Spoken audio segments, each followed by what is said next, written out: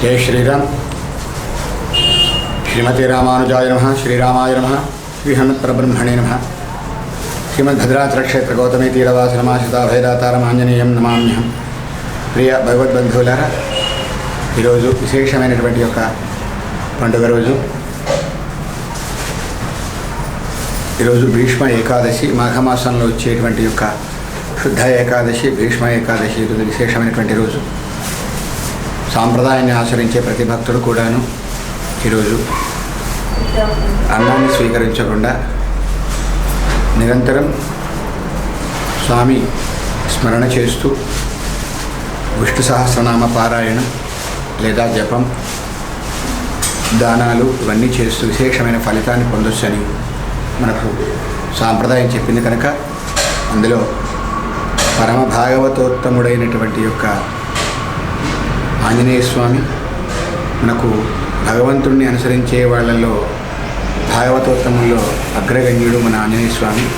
అటువంటి ఆంజనేయ స్వామి వారి క్షేత్రంలో మనం ఈ భీష్మ ఏకాదశి రోజు మంగళవారం రావడం, స్వామిని మనం సేవించుకోవడం, ఆంజనేయ స్వామి ద్వారా రామచంద్రమూర్తిని సేవించడం, ఆ వైకుంఠ రామచంద్రమూర్తి ద్వారా శ్రీమన్నారాయణుడి యొక్క ఆశీస్సులు మనం పొందగలగడం మన పూర్వజన్మ సుకృతం. అపర వైకుంఠంగా వెలిసినటువంటి యొక్క భద్రాద్రి క్షేత్రంలో గౌతమి నదీ తీరాన్ని గోదావరిని విరజా నది అనుకోమని చెప్పేసి రామదాసు గారు చెప్పినట్టుగా భద్రాచలంలో వేంచేసిన స్వామిని లక్ష్మీ సహిత శ్రీమన్నారాయణుడిగా అనుకోమనిగా రామదాసు గారు చెప్పినట్లుగా వైకుంఠ ఏకాదశి రోజు ఆంజనేయ స్వామి ద్వారా, అభయాంజనేయ స్వామి ద్వారా ఆ రామచంద్ర భగవాన్ని మనం ఉపాసిద్దాం.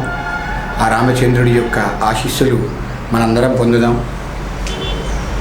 ప్రతి ఒక్కళ్ళు కూడా రామచంద్రుడి యొక్క ఆశీస్సులు ఉండి తద్వారా నిత్య జీవితంలో ఉన్నటువంటి ఒడిదుడుకులు, కష్ట నష్టాలు అన్నీ కూడా పోయి ఉత్తమోత్తమైనటువంటి సులభమైనటువంటి ఆధ్యాత్మిక జీవితం మనందరికీ లభించాలని.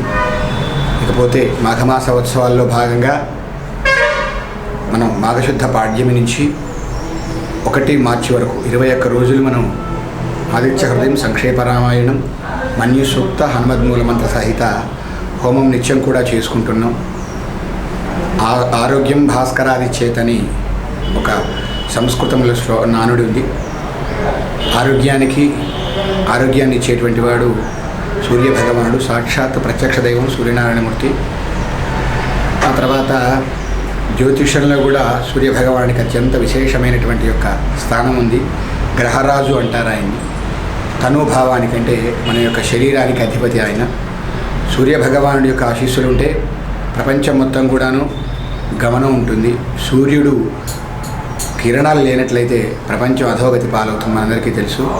కనుక ఈ మాఘమాసంలో అఘము అనగా పాపము, పాపాన్ని నశింపజేసేది కనుకనే ఇది మాఘమాసము.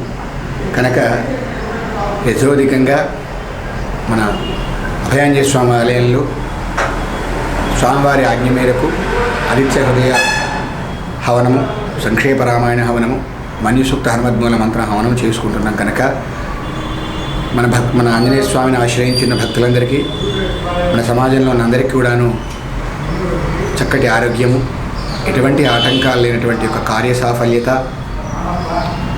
ఆవహించున్న శత్రు రుణపీడలన్నీ కూడా పోయి చక్కటి స్వామి అనుగ్రహం ద్వారా చక్కటి జీవితాన్ని రావాలని కోరుకుంటూ ఈ హోమం చేస్తున్నాం. కనుక ప్రతి భక్తులు కూడా యథాశక్తిగా మార్చి 1వ తారీఖు వరకు నిర్వహింపబడుతుంది. కనుక ప్రతి ఒక్కళ్ళు వచ్చి ఈ హోమం ఆచరించి తరించవలసిందిగా ప్రార్థిస్తున్నాం. ఈరోజు సాయంకాలం 6 గంటలకి విష్ణు సహస్రనామ పారాయణం సామూహిక ఉంది మన ఆలయంలో, అభయాంజనేయ స్వామి ఆలయంలో. కనుక అవకాశం ఉన్న ప్రతి భక్తులు వచ్చి చక్కగా విష్ణు సహస్రనామం చేయవచ్చు, లేదా వినవచ్చు, లేదా దర్శించవచ్చు. ఏది చేసినా సరే స్వామి ఆలయానికి రండి. స్వామి యొక్క అనుగ్రహం, తద్వారా రామచంద్రమూర్తి అనుగ్రహాన్ని పొందుదాం. జై శ్రీరామ్.